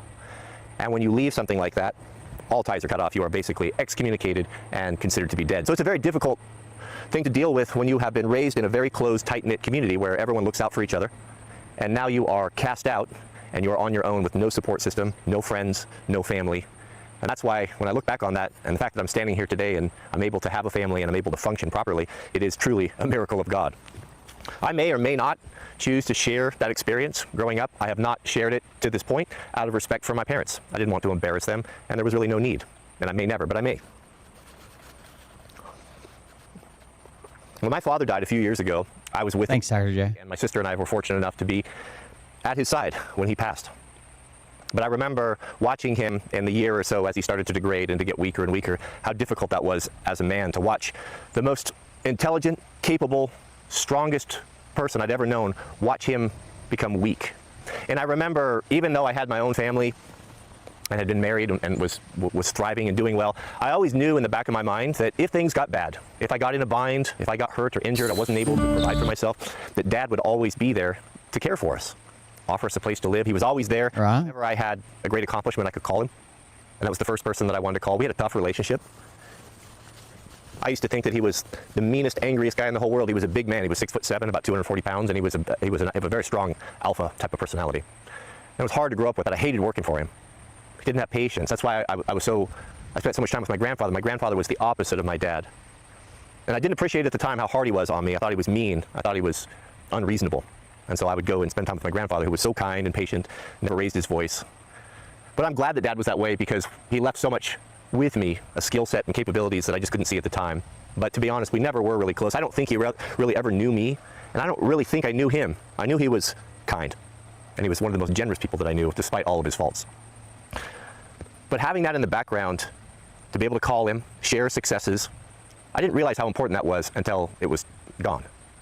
I remember sitting over at his house when he was really declining. His health was failing. And I remember looking at him for the very first time, and I saw his frailty and I saw his weakness. And I remember this feeling of shame and disgust came over me, that he had gotten so weak. This man that I looked at as being so capable, such a rock, a pillar, a foundation in my life. And to see him failing and being frail, I was ashamed and I was embarrassed for him for just a brief moment. In that brief moment, nothing was said to either one of us. I don't know if he experienced what I experienced, but I understood at that moment that the torch had been passed.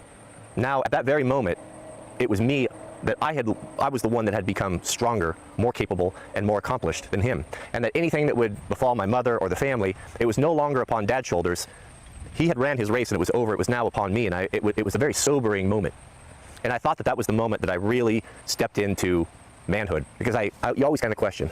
I've always felt young at heart, and I looked at my dad, I looked at people that were my age and older, and I would look at them and think, well, those people are adults. But I always just still felt like a kid. But when Dad passed, that responsibility, it wasn't a crushing responsibility, but it was heavy, rested upon my shoulders, and a sobriety, a seriousness came upon me.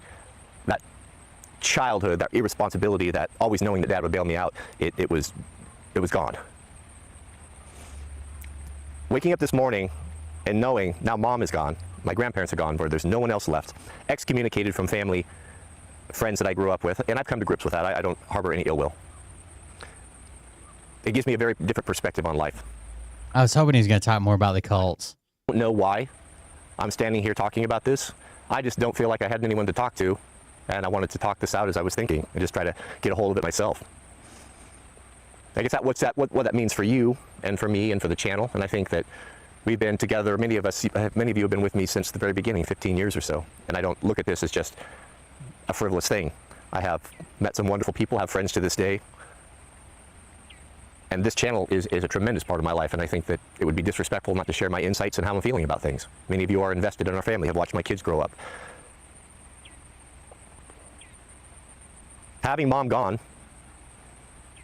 even though death and loss of your family is sad, I feel released from a lot of ghosts of the past. I feel like I no longer have to worry about pleasing someone or disappointing someone or trying to live up to some sort of obligation or expectation that was also always elusive and impossible to achieve. And having that in the background playing, it's hard to find contentment, peace, and to really 3 days ago, his video is titled, "A Great Evil Was Done to Me." Be the person that you are. content. Temptations. All right, I'm tired of that one. Let's One of see. the most evil things you can do is to give someone a gift and then attach a bunch of obligation or responsibilities to it. When I was 12 years old, my grandfather and I spent a week building a small 4x6 utility trailer. Everything from scratch. We cut the plywood. It's really how I learned to machine and to weld for the very first time. He taught me how to stick weld. I learned about bearings and wheels and axles. I learned about carpentry. We built this thing by hand so that we could have a little extra space when we would go east elk hunting. When I got older, I used to use that trailer. I'd borrow it from Granddad, and we would share it back and forth. You fell for it too. When he got older and was no longer able to hunt, he contacted me and said, I'd like to give you that utility trailer that we built. I didn't really need a utility trailer. At that time, I was kind of established in life. I had shops and trucks and equipment, but I hated to disappoint him. My grandfather was more important to me than anyone in the whole world, and the worst thing that I could ever consider doing would have been to do anything that would have disappointed him or made him think less of me. I, of course, agreed to the trailer. He hooked it onto his truck, brought it over, left it at the house. I didn't really have any place to put it, to look after it, to keep it in out of the weather. He was pretty fastidious about that sort of thing. His whole property was lined with sheds where he would keep everything in and out of the weather and take care of it. That old trailer sat outside through the summer, through the fall, and through the winter. He came over, this would have been about 6 months or so after giving me this trailer. He didn't say anything to me at the time, but obviously he saw the trailer outside and getting rained on. He didn't mention, hey, do you need a place to put that trailer? Can I help you build a shed for it? Maybe I'll store it back at my house. The following day, I was in the house, and I looked out the windows having breakfast, and he backed his truck up, hooked up to the trailer, and took it away. When I saw that happen, I was devastated. I was devastated that I had hurt my grandfather, that he was greatly disappointed in me, that I had not been worthy or responsible enough to care for this trailer that we built, and he came and got it and took it away. Donald Trump is not my pro. Cool. Nothing was ever said about that. A few years later, he passed away. The trailer is back to me in my possession, still sitting outside because I don't have a place to put it. But the hurt that caused me, I guess the disappointment. This guy's a psycho, man. I carried that around for a long time. I still carry it around this day. I guess that's why I still have that old trailer that I haven't had need of for a long, long time. Every time I look at it, it's a reminder to me, not of the good times of building it, not of the lessons that were learned, time spent with my grandfather, but it's a reminder of my failure as a grandson and how I must have disappointed him so bad that he had to come and to take the gift away. The reason why I'm sharing this. All right, whatever. I hate his stories. I hate his clickbait. You guys seen this? What's up, everyone? Tactical Turtleneck here. And apparently Europe has decided the Americans in Europe to deal with pickpockets is to just let it happen. You know, you buy a plane ticket, get a hotel, you want to go sightseeing, and congratulations, you also signed up to get robbed. What a great package. Europe. There are people in Europe, goddamn, I need to stop it. Western Asia, saying, oh my God, Americans are being so mean to the pickpockets. Yeah, good. You know, we didn't really jump into World War II to try French wine. You know, we came to remind y'all of one thing. Don't touch our fucking shit. So if you haven't seen it by now, this American mother of 8, and yes, I said 8, gets her purse stolen in Venice. She gets her purse stolen in Venice, and she snatches this bitch up by the ponytail, dude. They stole her passport and some documents, some money, a hydro flask, a bunch of stuff. And of course, there's 3 of them. They all run in different directions. She snatches one up by the ponytail. The other one's standing there beating on her. This one starts trying to play victim. Her husband, because it's AirPods in it, while she's holding this woman by her hair, her husband's chasing down the third one because her AirPods are still in the bag, and they're still sending the location to get the AirPods and the passports thing back. This one that is the friend is the one that hits her in the back of the head with her purse that has a hydro flask in it, her hydro flask. You stole my purse with my passport in it. Police. Passport, stolen, AirPods, stolen, money, stolen, even a metal water bottle, stolen. Now, apparently, the people in Europe would just roll over and cry into their gelato and write a post on X about how that's part of the experience. Fuck that shit. Not this mama here. No, she opens Apple's Find My Shit app, hunts these fucking thieves down, and drags one of them by the ponytail until the cops show up. She tries to act like the victim, like you're hurting me now. I didn't have anything to do with it. That was my friend, not me. Fuck them. That's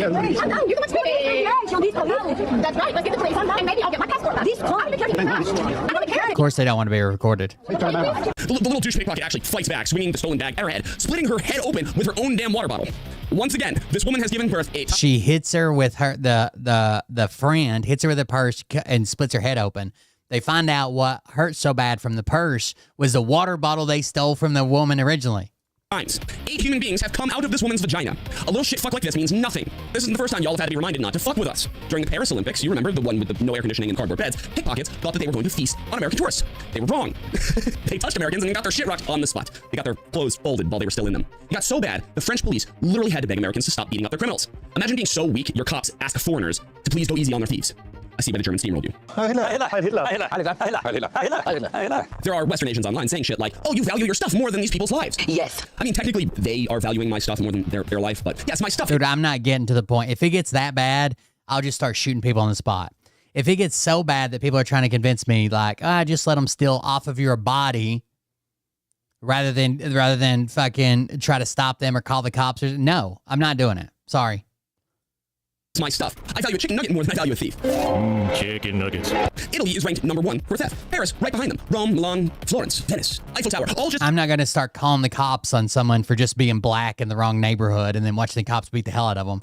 But I'm also not going to let anybody take anything off my person or my family shit. It's not happening. Pickpocket festivals. Apparently the Europeans, and I'm putting that in quotes again, and their cops just shrug it off. See, we hit you. A lot. Hit yourself. So yeah, we're mean to pickpockets. I am also mean to home invaders, though they typically leave my property with extra hole added to them. And if these morons don't like it, that's too bad. 80 years since World War II to figure out how to stop getting punked by teenagers. It still hasn't happened, apparently. So until it does, you can keep sipping your little espressos and your little macchiatos while we continue beating the shit out of your criminals and dictating your local economies with our tourism. And if you touch us when we do, we will suplex you. And before any of you start with the issues America has, I would like to remind you that the places that have those issues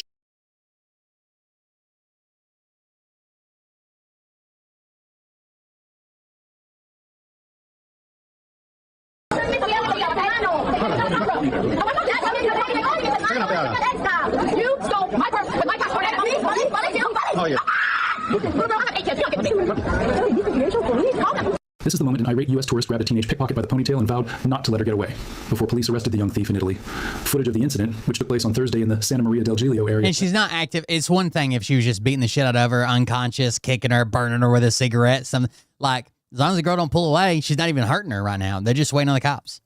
Shows the furious American tourist gripping the 14-year-old's hair before leading her out of a crowd of onlookers. Local reports said the unnamed holidaymaker had spotted the teen sneaking her purse, which contained her money and passport, into her bag before she instinctively grabbed her ponytail. But as the young girl struggles and screams at the angry tourist, she holds on tight, telling her, "You stole my purse with my passport in it. You're not getting away. I'm not stopping, kid. You're not getting away." When her alleged accomplice threatens to call the police, the tourist says, "Let's get the police, and maybe I'll get my passport back." Passers-by then called the police, but when the pickpocket saw them heading towards her, she grabbed her mobile phone and began using it as a weapon. Local media claims she battered her way free by repeatedly striking the head of the older tourist with the device. One blow to the tourist's temple opened up a heavily bleeding wound which required medical attention from paramedics. The two young suspects, who were both minors, resisted arrest but were quickly overpowered and taken to the local station. It was here the pair were charged with... They tried to fight the cops, too. ...being released on bail. The duo were reportedly spotted back on the streets among swathes of tourists just 2 days later, on Saturday.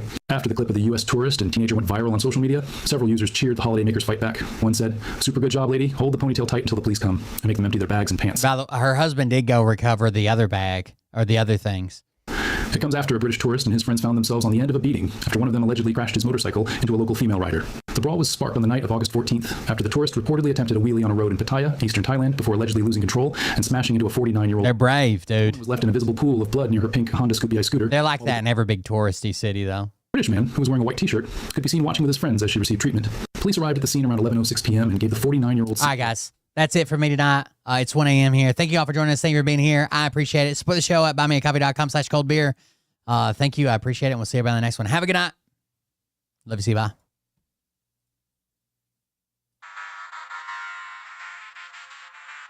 But I can tell you this about if this douchebag happens to see this I got to start starting earlier. Chat just fucking dies off, dude. I'm starting so late.